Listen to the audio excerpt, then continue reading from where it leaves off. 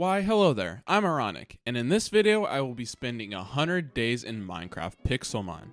This will all be done on Anubis MC, which provides lots of cool stuff to do, such as gyms, quests, Poke Bingo, Poke Hunt, crates, events, and much more. The server does have many different realms, and I will be playing on Oasis, so if you guys want to come join me, make sure you join Oasis. Now before I start, I have a few main goals I want to accomplish. First, I want to make a cool looking base that has everything I need in it to be the best Pixelmon trainer I can be. Next, I want to get at least 3 of my Pokemon to level 100, and with those Pokemon, I want to defeat at least 1 gym. Last but not least, I want to catch a legendary. Now, we have a lot to accomplish, so let's get straight into the 100 days. Day 1 began with me choosing my starter. I want it to be a little different, so I ended up choosing Tepig. When you spawn into the server, you get a full set of tools and armor. Pretty nice. You also get a Master Ball. I adventured around spawn and found a daily roulette. So of course, I did it, and I got myself an assault vest. I'm American, so it makes complete sense why I got it. I then used RTP to teleport to a random biome to start cutting down some trees. Day 2, I began looking for a place to build my base. While doing so, I found the lair of Dr. Doofenshmirtz, which was cool, I guess. After a full day of searching, I collected lots of random stuff, including some apricorns, but I still hadn't found a place to live. Day 3, I began staircasing down, so I could begin mining. Once I mined for a little bit, I ended up running into a Zubat, and for some reason, I wanted it. So I began throwing Pokeballs at it. And after a few tries, I got it. I then continued mining, and shortly after, I found my first vein of diamonds. Let's frickin' go. And after some more mining, I got myself a skill key. So I immediately headed to warp crates to use it. And I got 15k. Yeah, that's pretty good for my first key. Day 4 started with me continuing to look for a place to build my base.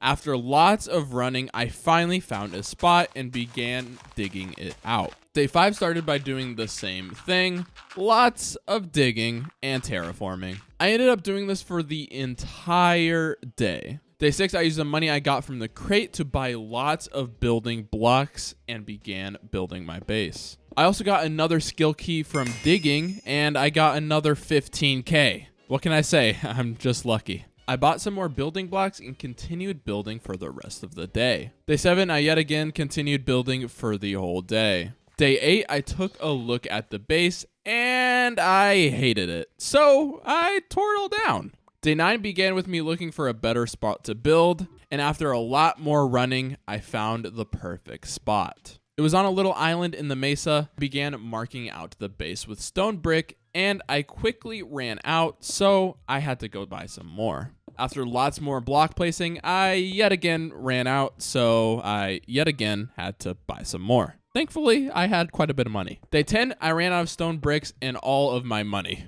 That went quick, not gonna lie. So instead of buying stone brick, I had to go mining for lots of cobblestone so I could turn it into stone brick. And lots of mining later, on day 14, I headed back to base. I ended up collecting a ton of ores and cobble. I even found 6 diamonds. I then began smelting all the cobblestone. Day 15, I began collecting even more cobblestone while the others were smelting. Day 16 and 17 were spent down in the mines, once again doing even more strip mining. Day 18, I headed back up to the base and began smelting everything I had. Day 19, I finished the base of my base. Lol. I then began making the outline of it. Once the outline was done, I needed to get lots of glass, so I grabbed a shovel and began gathering lots of sand. After I had a decent amount, I headed back to base to smelt it. Once it was all smelted up, I made it red and began placing the windows. Day 20, I needed more red dye, so I headed to a forest and began collecting lots of flowers. How manly of me. I then continued placing the windows for the rest of the day. Day 21 started by doing the exact same thing, placing windows. I then went out and collected even more sand. Day 22, I went on a mission to collect lots of gravel. Why, you may ask? Well, I ran out of red concrete, so I needed to make some more. Since I was, now out of money. Jesus, I blew that so quick. Once I collected a ton of gravel, I headed back to base. When I arrived home, I made myself a ton of red concrete powder. I now needed to convert it to just normal concrete, so I went to a beach right by my base and began doing that. After I was done, I finished off the walls of my base. I now needed to make a roof, so I grabbed some stone bricks and began building it. Day 23, the whole day was spent building the roof, and by the end of the day, I ran out of stone brick yet again. So on day 24, I went back below my base and began collecting a lot more. While doing so, I got another skill key, but before I used it, I went back to my base to throw all the cobblestone I collected into the furnaces. I then headed to warp crates to use my key, and this time I got a rare Pokeball package. Yeah, not too good, but not too bad. I mean, I'll take it. I could have used another 15k though, not gonna lie. Day 25, I began building each floor of my base. I also used elevators for easy access between them. Once every floor was built, I began building the storage room because it was getting pretty messy, I'm not gonna lie. Day 26, I continued placing lots and lots of chests. I also went outside to take a look at the base, and I know I say this a lot, but it looks pretty dang cool. I then went to a nearby plains biome and collected a ton of dirt. I used this dirt to cover the whole roof of my base, and you may wonder why. Well, the roof of the base is where the apricorn farm is gonna be. Once all the dirt was placed, I started placing even more chests. Let's just say there are a lot of chests, and I don't think I will be running out of storage anytime soon. Day 27, I began moving everything I had into the storage system. I also began adding some designs to make it look a little better, and I'd say I accomplished that. Day 28 started with me placing the first few apricorns in the farm. Now that most of my base was done, it was time to do some actual Pixelmon stuff. Woohoo! Anyways, this began by me trying to make a healer, and in order to do that, I needed to make an anvil, so I did. A few of them actually, and placed them downstairs. I used these anvils to make some aluminum plates, and this took forever, mostly because I had an iron hammer, but still, after a lot of smacking, I had a total of 18. And with that, I made myself a healer and placed it on the first floor. Day 29 began with me making 3 mechanical anvils. If you don't know what those are, basically it's just an automatic anvil, so now I won't have to sit there and smash them for hours. Anyways, I crafted some iron bases and threw them in, and now it was finally time to do some training. I went to the EV training place to start out, and I started by training Tepig's HP EVs. All of day 30 was spent doing this, and slowly but surely Tepig was leveling up. And by day 31, he evolved into Pignite. He was looking good. After lots and lots and lots of battling later, on day 36, Pignite was full on HP EVs. I also decided to catch a Quagsire just for the fun of it. Next, I began working on Embor's speed EVs. And while doing so, he began evolving into his final form, Embor. Just look at this beast. After a lot more fighting, Embor's EVs were now full. Day 37, I began training Embor to level 100. I first started by fighting random Pokemon in the wild, but this wasn't going very fast. So on day 38, I started a Poke Hunt and needed to find a Sableye. So I headed to the Nether to try and find one. While in the Nether, I continued to train Embor. So basically killed 2 birds with 1 stone. While I was there, I caught myself a Salandit. Is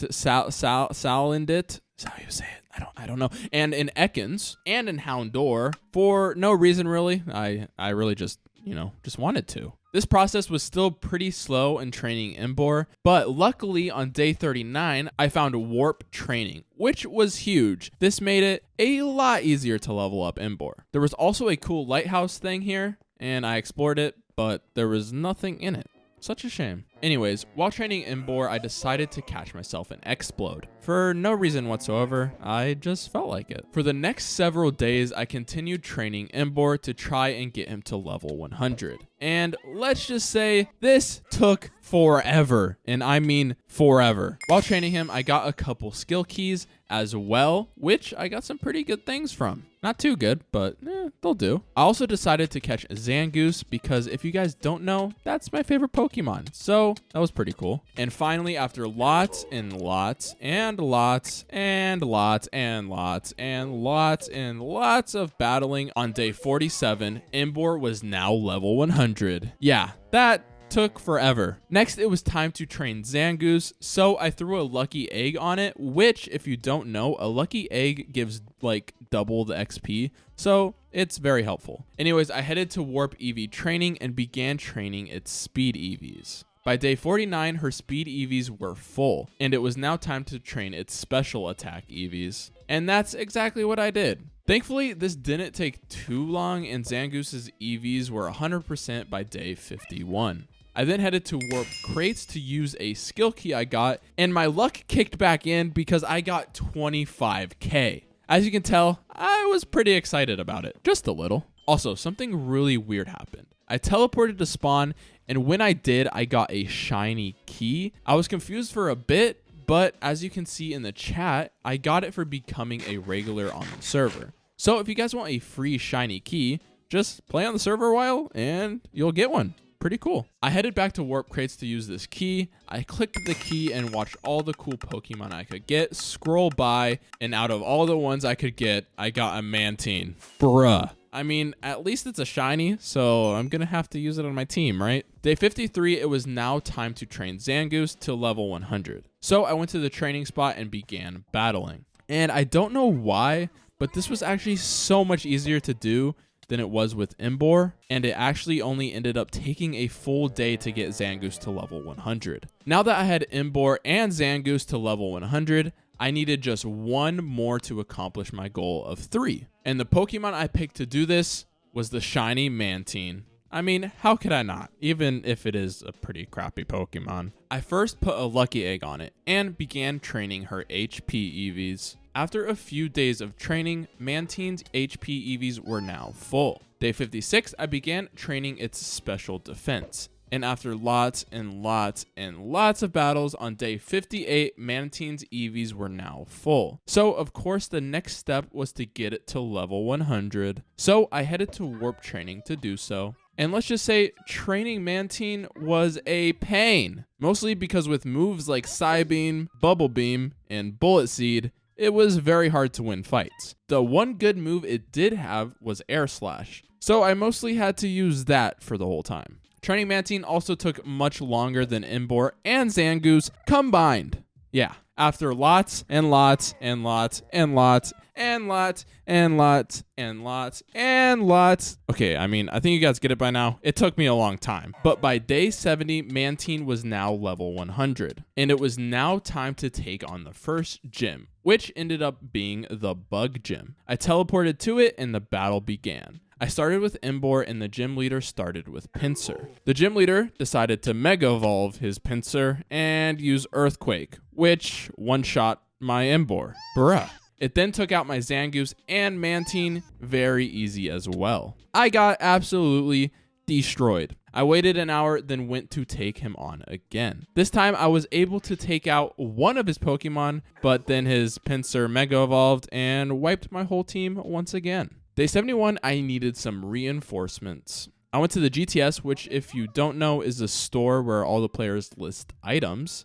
I went here because I wanted to get myself an orb, but all of them were going for around 35 to 50k, which I didn't have. I had like 29k. But to my surprise, I found myself one for 5k, and I immediately bought it. I went home and grabbed a Thunderstone I had in my chest and crafted the Orb of Static Souls. I now needed to fill this orb by battling a ton of Pokemon. 375 to be exact. Yeah, that's a lot of Pokemon. I first started by battling random Pokemon in the wild. While doing so, I caught myself a Lotad because I can, and if you don't know, Ludicolo is my enemy, and, you know, I kind of wanted to have one. Anyways, farming Pokemon in the wild was pretty slow, so on day 72, I went to Warp Training to farm them there, and this made it a lot quicker to do. well, as quick as you can defeat 375 Pokemon. After battling for several days, the orb was almost full on day 76. But next to where I was battling, I noticed a Dynamax den, which I didn't know was on the server until now. Pretty cool. I ended up defeating the Buizel that was inside it, and I captured it.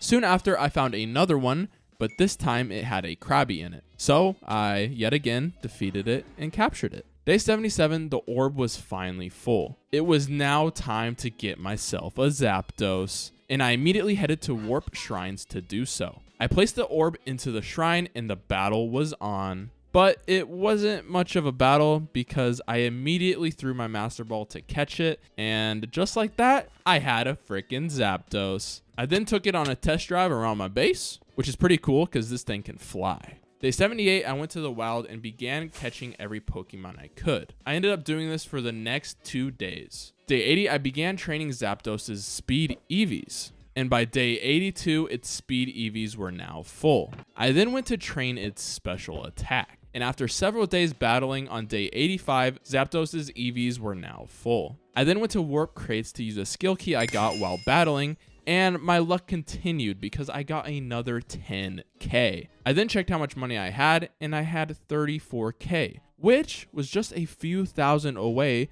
from getting another orb. So what I did was I went to my base, grabbed all the diamonds I got from mining, then went to sell them all. And by doing that, I now had enough to buy another orb. And that's exactly what I did. Day 86, I used Mantine to swim through the ocean to collect water shards. I ended up getting a total of 9, then headed back to base. With the water shards, I created a water stone, which I thought would make a orb of frozen souls, but it didn't. In order to do that, I needed an ice stone, which makes a lot more sense. So instead of going for the orb of frozen souls, I went for the orb of fiery souls. I don't know if that's how you say it, but you know, fiery. Day 87, I went to warp training to fill the orb. And to fill up the orb, I used Zapdos, so at the same time as filling the orb up, I was also leveling Zapdos up. So basically, I was killing 2 birds with 1 stone, although these are legendary birds. So that was kind of a bad choice of words, but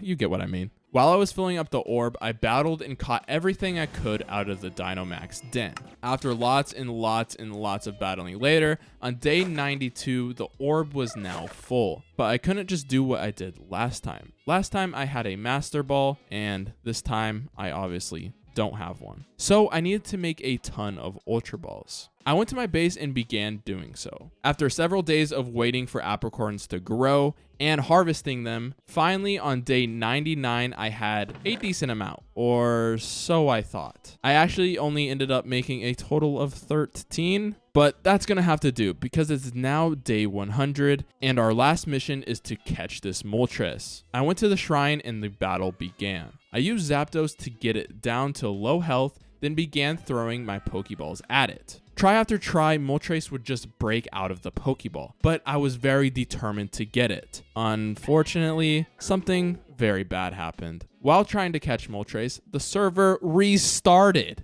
As you can tell, I wasn't very happy, but hey, it is what it is. And the bright side is I did it. I played a total of 100 days of Pixelmon. I hope you guys did enjoy it. Let me know what you want to see me do in 200 days, what Pokemon you want me to catch, what gyms you want to see me battle, and more. Just comment below. And don't forget, feel free to come join me on Anubis MC on Oasis. Everything you need to join is in the description, so go have some fun. And that's going to do it. So I'll see you guys next time. Peace.